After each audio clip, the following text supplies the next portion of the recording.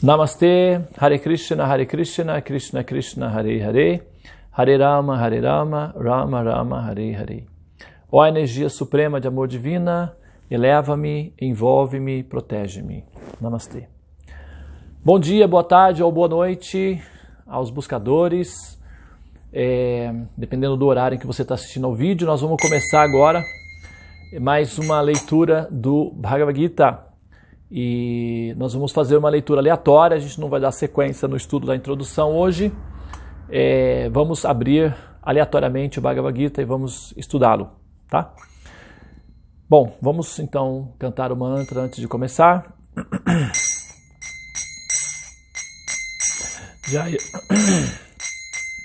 Jaya Radha Madhava Kunja Bihari, Jaya Radha Madhava Kunja Bihari, Jaya Gopi Jannavalabha Girivaradhari Jashodanandana Braja Janaranjanan Jashodanandana Braja Janaranjanan Jamuna Tira Vanachari, Jamuna Tira Vanachari, Jaya Radha Madhava Kunja Bihari, Hare Krishna Krishna Krishna Hare Hare, Hare Rama Rama Rama Hare Hare, Hare Krishna Krishna Krishna Hare Hare, Hare Rama Rama Rama Hare Hare. Jaya Prabhupada, Jaya Prabhupada, Prabhupada, Srila Prabhupada, Prabhupada, Prabhupada, Prabhupada, Jaya Jaya Prabhupada, Prabhupada, Prabhupada, Prabhupada, Prabhupada, Gurudeva, Gurudeva, Gurudeva, Gurudeva. Srila Prabhupada Patita Pavana Ki Jai, Om Vishnupada Paramahansa Parivrajakacharya Stotra Sat Sri Srimad Sua Divina Graça Bhai Charan Bhaktivedanta Swami Prabhupada Ki Jai. Fundadora Acharya da ISKCON, Srila Prabhupada Ki Jai. Todas as glórias sejam para os devotos reunidos, Hare Krishna. Todas as glórias sejam para os devotos reunidos, Hare Krishna. Todas as glórias sejam para os devotos reunidos, Hare Krishna. Todas as glórias sejam para Shri Shri Guru e Shri Gauranga. Muito bem. Então, agora vamos fazer aqui a leitura do Bhagavad Gita. Nós estamos aqui fazendo uma leitura aleatória, ok?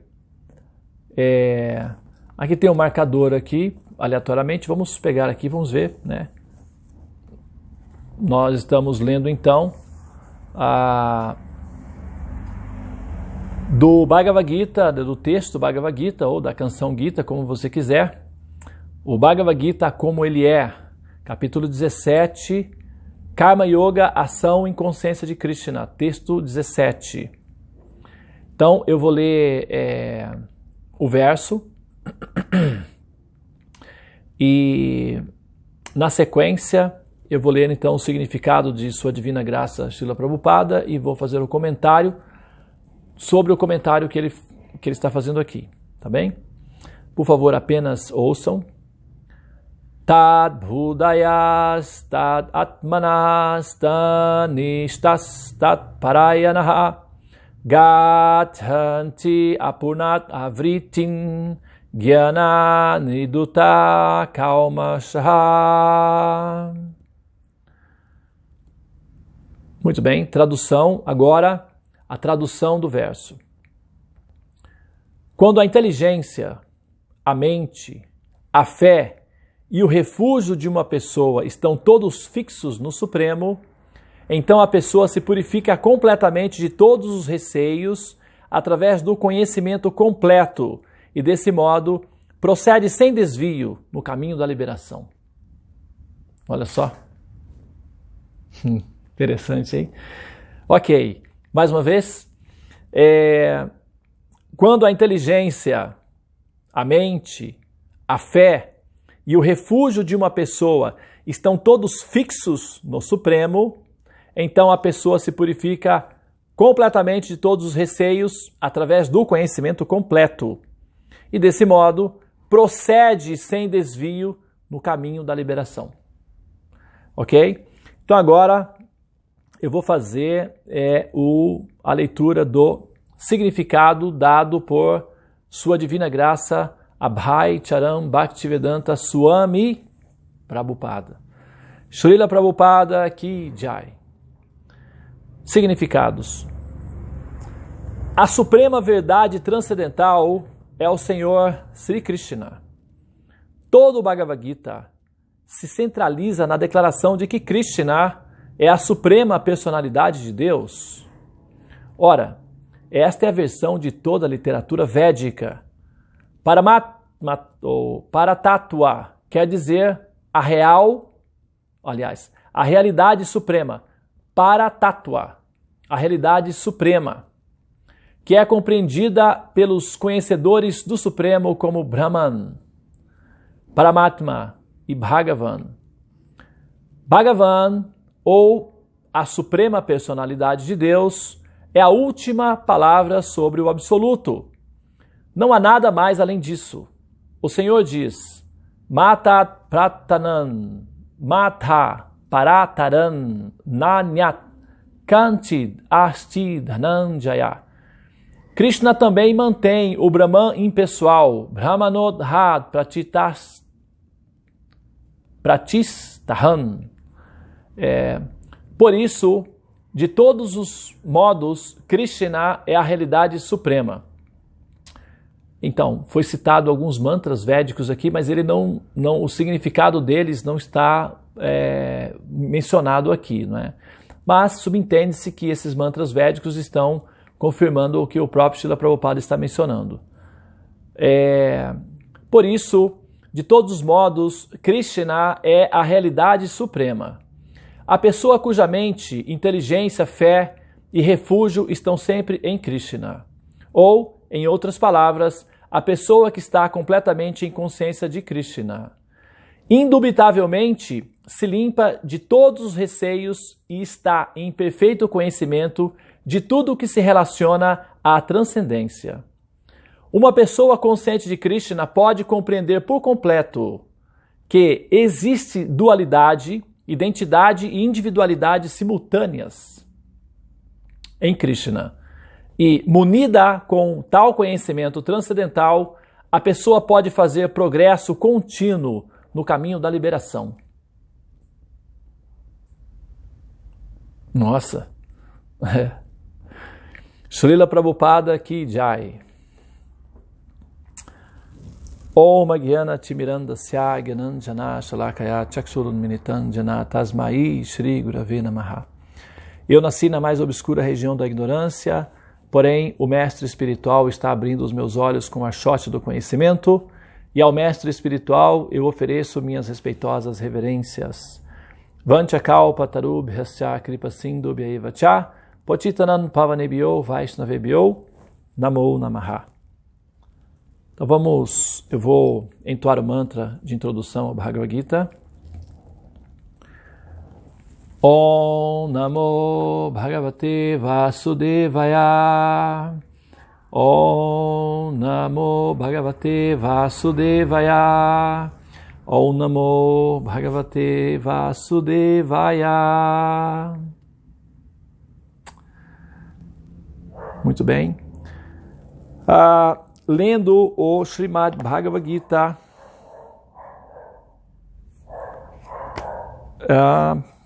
perdi a página aqui.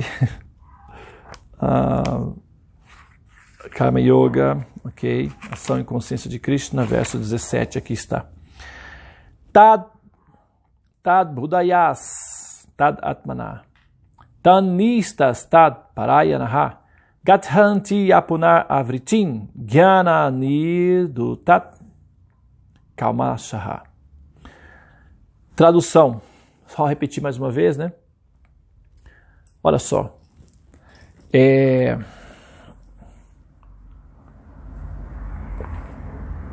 Aqui, veja bem.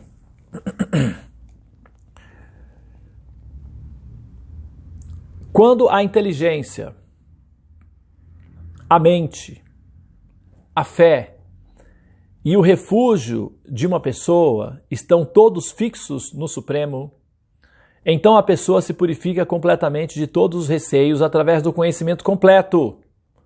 E desse modo, procede sem desvio no caminho da liberação. O significado de Srila Prabhupada aqui é curto, mas ele é tão néctar. Esse significado aqui, ele é como um pão de açúcar. Sabe o que é um pão de açúcar? Vocês sabem de onde vem a expressão pão de açúcar? O pão de açúcar é o seguinte: os escravos pegavam para fazer açúcar. Eles então faziam açúcar e tal, ficava uma coisa meio, assim, mole, macia, vamos dizer. Eles colocavam dentro de uma forma que tinha esse formato aqui, que era parecido com o corcovado lá do pão, o pão de açúcar do Rio de Janeiro, aquela pedra. Tinha aquele formato, as formas que os escravos usavam para fazer açúcar. Então eles enchiam aquilo lá de açúcar, batia, depois girava, colocava em cima da mesa e puxava e ficava assim, parecendo um pão de açúcar. Na verdade era açúcar e tinha o formato de pão. Então eles davam o nome de pão de açúcar. Então, quando a pedra tomou esse nome de pão de açúcar em relação a isso daí. E um pão de açúcar é o seguinte: onde você morde, ele é doce. Se você morder aqui, ele é doce, ele é néctar, né? Porque tudo açúcar é néctar. Então, é mais ou menos o significado de Prabhupada aqui. Onde você pegar ele é um puro néctar. Veja bem, olha só. Aqui na parte final, está sendo dito, está dito o seguinte. A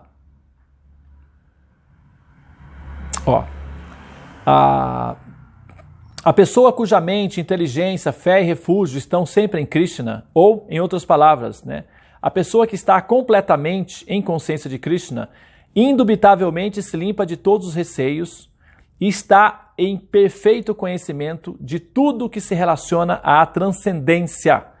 Uma pessoa consciente de Krishna pode compreender por completo que existe a dualidade, a identidade e a individualidade simultâneas em Krishna. O termo védico utilizado por Chaitanya Mahaprabhu para explicar essa unidade e diversidade simultâneas é Achintya Bheda Abheda Tattva, que significa que a entidade vivente, a expansão divina, é igual a Deus. É da mesma qualidade que Deus, assim como uma fagulha do fogo é da mesma qualidade que o fogo, mas não é o fogo propriamente. Então nós somos da mesma característica, do coeficiente Deva, ou Deus. Só que a diferença é que nós somos infinitesimais, uma singularidade.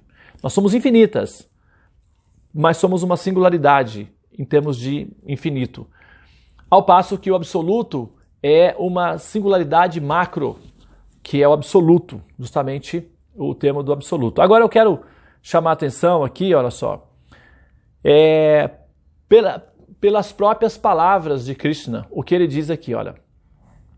Quando a sua inteligência, a mente, a fé e o refúgio se purificam completamente, todos os receios através do conhecimento completo. Através do conhecimento completo. Agora,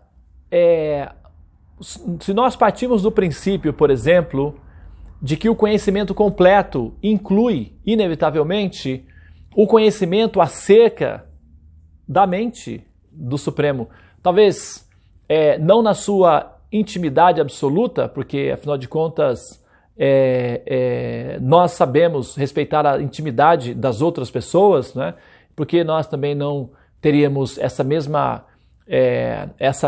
observância em relação à intimidade pessoal da pessoa Deus. Isso é uma questão de coerência e bom senso, então pode ser aplicado inclusive na nossa relação com o próprio Senhor Supremo. Agora, nas questões que são públicas ou nas questões que são de necessidade coletiva, o patrimônio público, então não haveria necessidade de manter segredos absolutos. Por exemplo, quando nós pensamos em termos do porquê nós existimos, né? Por que nós passamos a existir?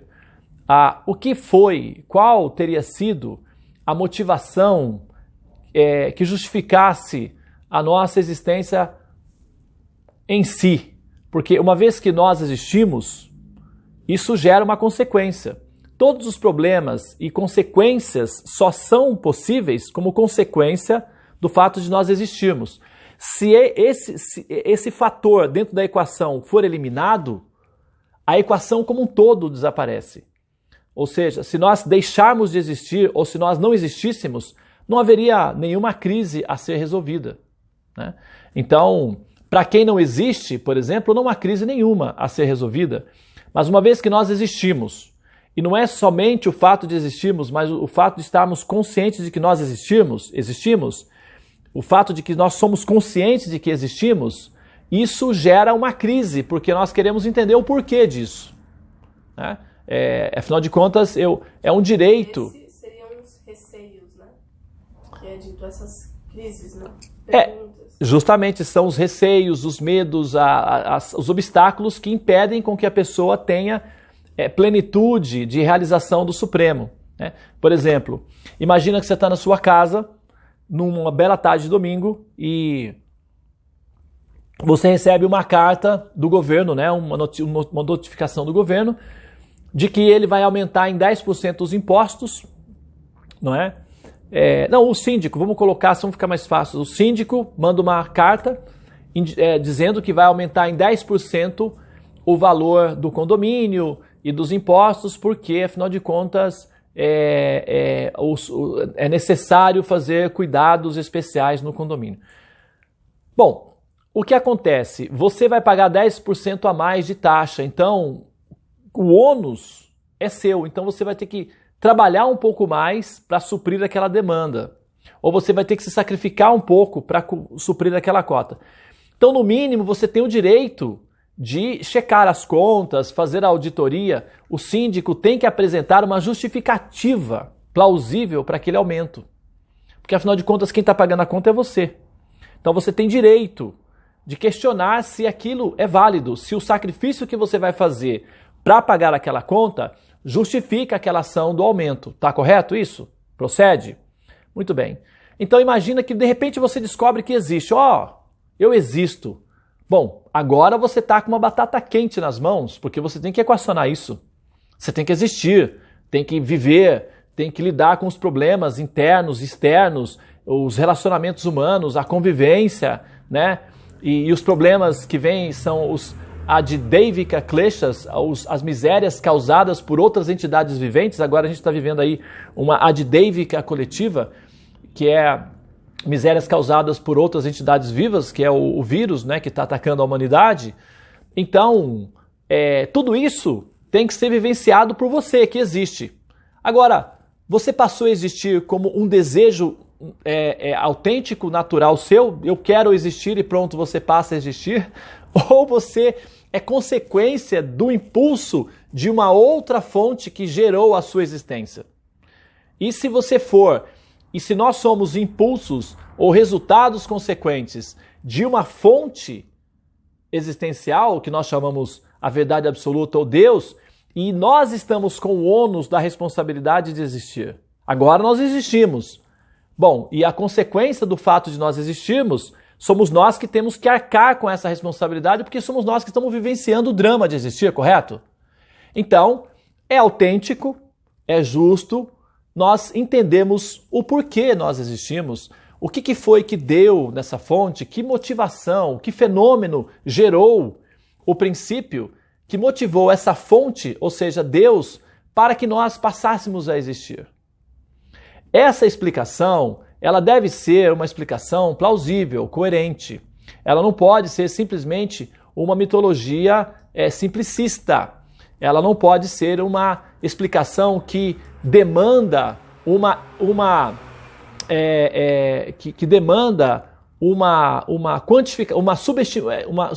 que subestime a nossa inteligência na hora de verificar se a explicação procede ou não. Ela não pode ser simplesmente dogmática. Ela não pode ser simplesmente para cumprir uma agenda de uma religião específica que está militando um paradigma específico que não se encaixa muito bem na observação e na análise científica que nós fazemos da natureza da realidade. Ela não pode ser uma contradição científica, ou seja, por que as explicações de Deus deveriam ser assim irracionais, infantis e anticientíficas, já que a inteligência de Deus incluiria a percepção de que no futuro nós descobriríamos que ele estaria simplesmente nos enganando. Não faz sentido. A nossa observação científica da realidade, ela deveria já estar previsto no programa, de que em algum momento nós perceberíamos a situação da realidade e nós quereríamos entender, ok, a realidade funciona assim, tudo bem, mas por que a realidade funciona assim? Primeiro, por que nós existimos? Por que o mundo material existe? E por que nós existimos em relação ao mundo material? Porque nós poderíamos existir também em relação a outras realidades. Realidade transcendental, por exemplo, que não houvesse sofrimentos, que não houvesse morte, que não houvesse doença, que não houvesse velhice, que não houvesse fuga de presidiários, que não houvesse essa ansiedade com vírus. Nós poderíamos existir numa realidade em que não houvesse sofrimentos. Mas, uma vez que o sofrimento existe, por que o sofrimento existe? Uma vez que nós temos a fonte, que é todo benevolente, que é amor, da onde é que surge o princípio do sofrimento, a necessidade de haver o sofrimento? O sofrimento é gerado pelos seres humanos e tal, ok, tudo bem, mas por que tem que haver o sofrimento na constituição do processo evolutivo do ser humano?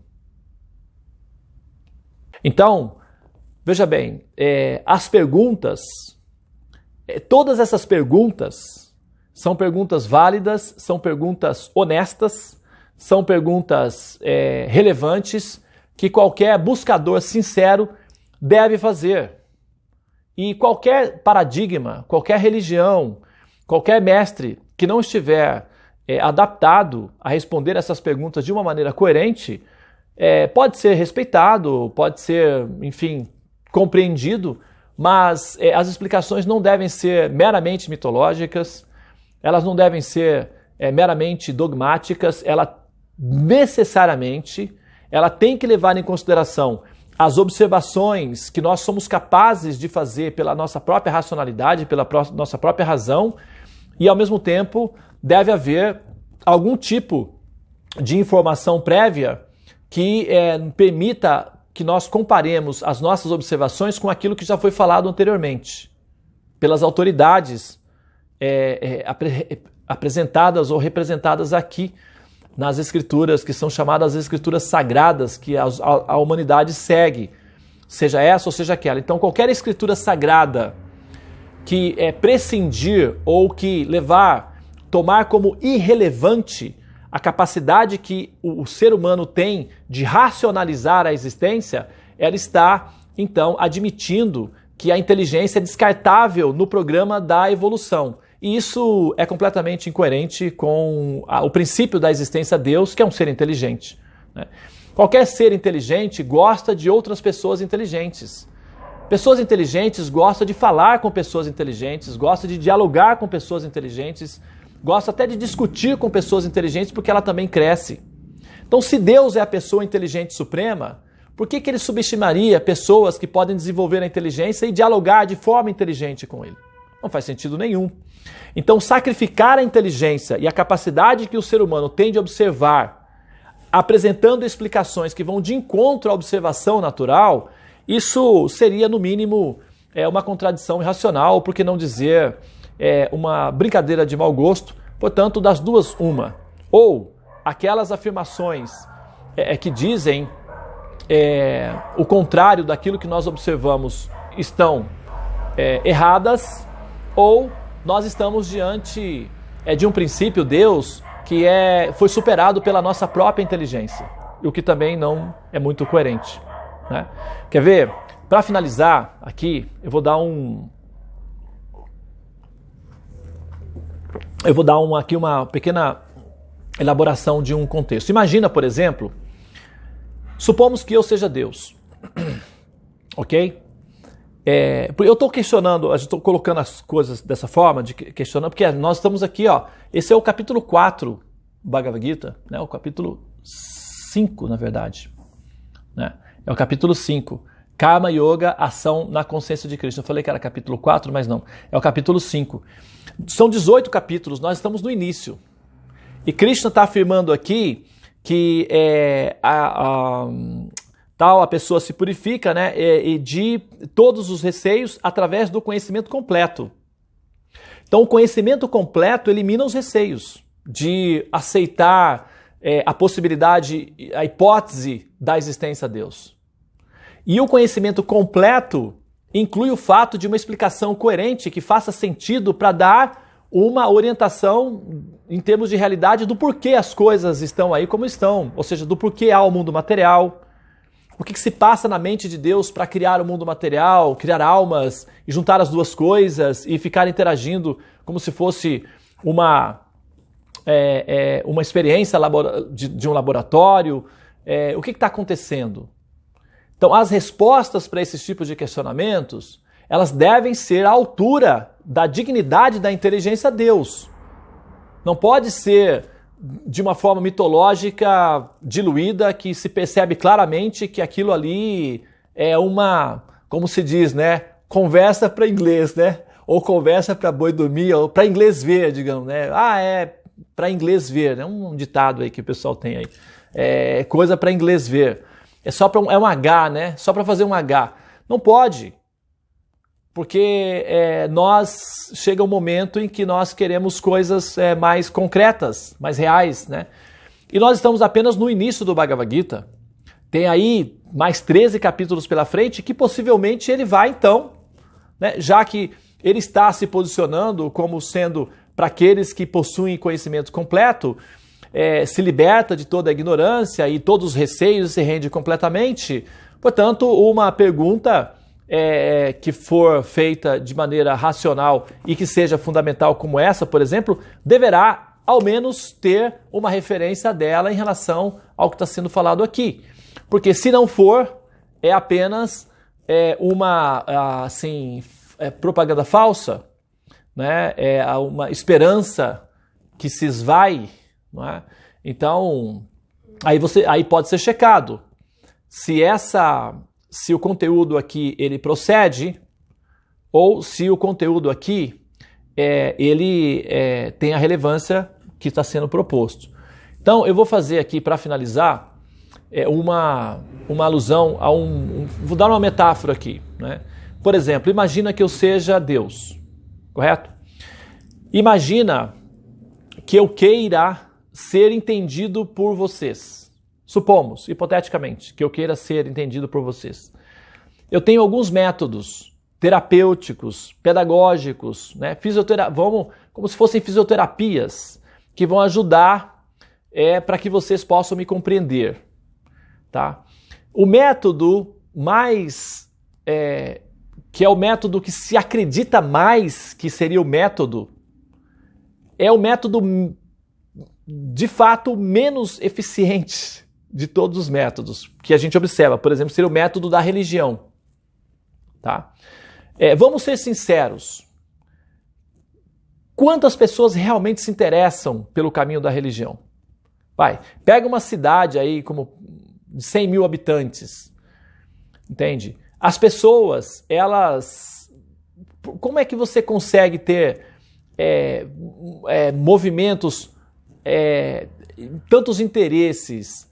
Você tem aí, talvez, uma igreja em cada bairro. Quantos bares você tem em cada bairro?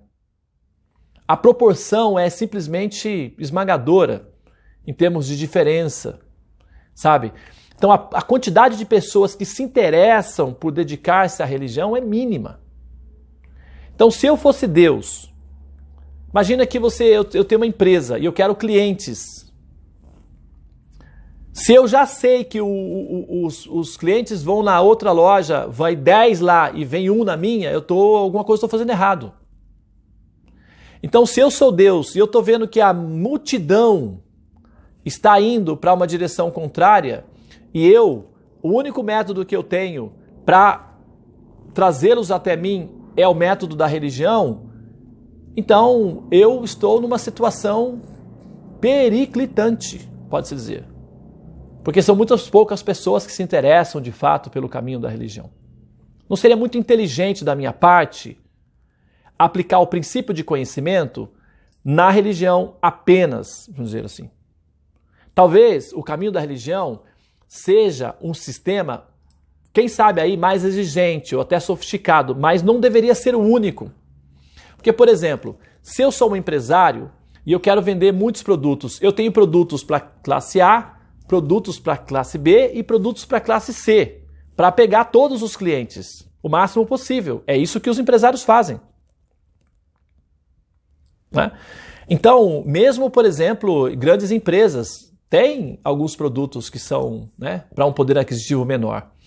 Então, veja bem, se eu sou Deus e eu preciso que vocês me compreendam, então eu vou colocar o princípio de evolução espiritual não necessariamente apenas na religião. Eu vou colocar num ambiente ou numa situação em que você pratique aquele princípio de espiritualidade, mesmo que você não queira, ou mesmo que você não entenda que está fazendo isso. Porque imagina que você nem se interessa muito pelo princípio Deus. Aí eu perco você também. Então eu preciso de um método que mesmo que você não me queira, você virá até mim, de alguma forma. E o método mais perfeito para isso seria o trabalho.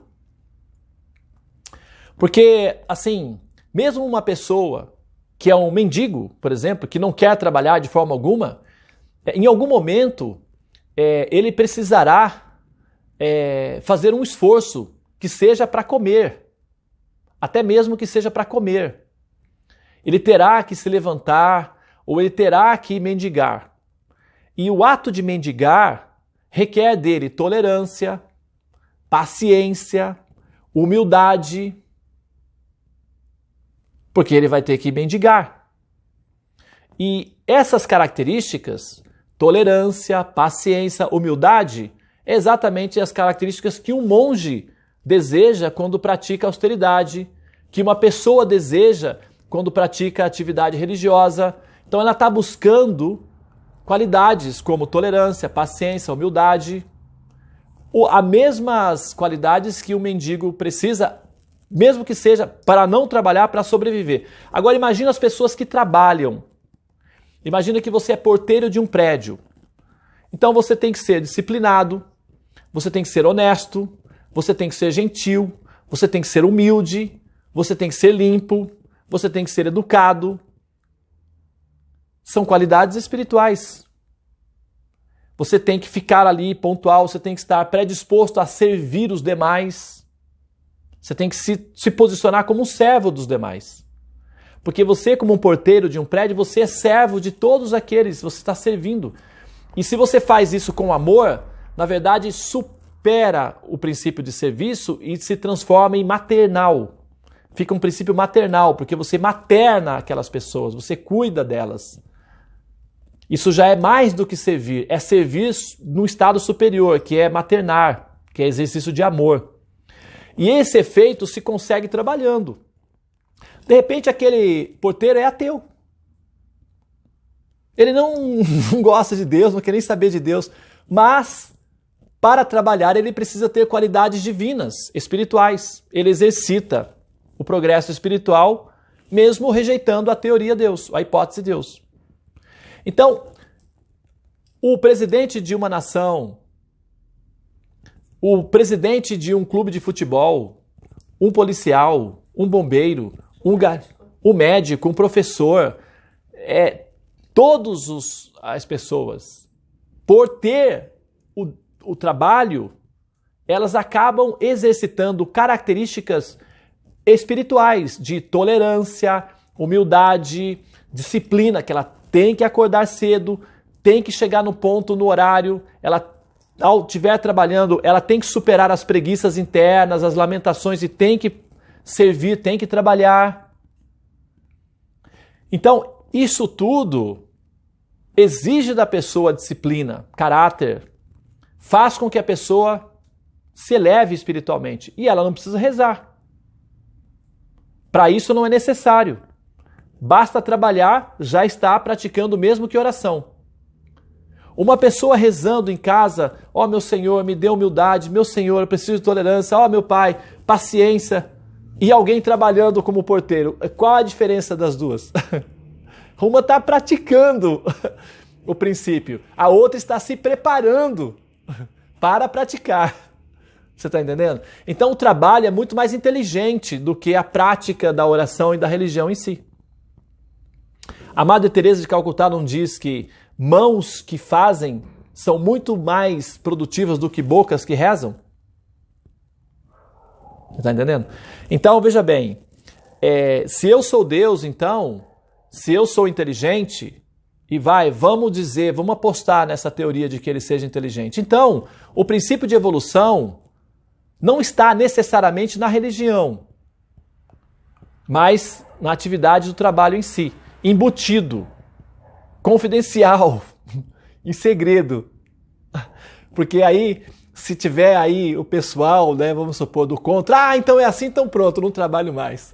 Nem respirar, eu respiro mais, então. Aí não, né? Calma, também não precisa, né, ficar assim tão, né, revoltado assim. Vai com calma, não, vamos ver o que dá para fazer.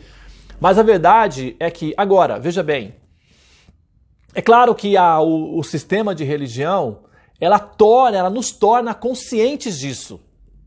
Ela nos dá condições pedagógicas, filosóficas, para que nós possamos compreender os métodos pedagógicos que essa inteligência suprema está aplicando como terapia de evolução na humanidade como um todo. E nós começamos a perceber como essa inteligência é inteligente. E aí nós começamos a apreciar a inteligência de Deus. Pessoas inteligentes apreciam pessoas inteligentes. Isso dá uma cientificidade para o processo, né, que é a terapia da evolução. Agora, veja bem, imagina que eu seja Deus, né? E aí, vamos supor que eu, assim, precise ou eu queira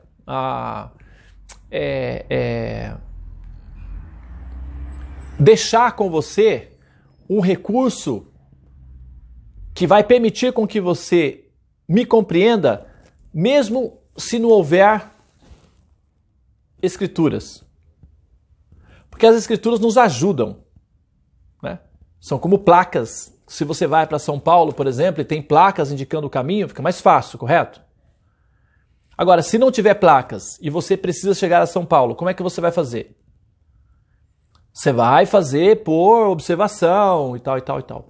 Então, o que acontece?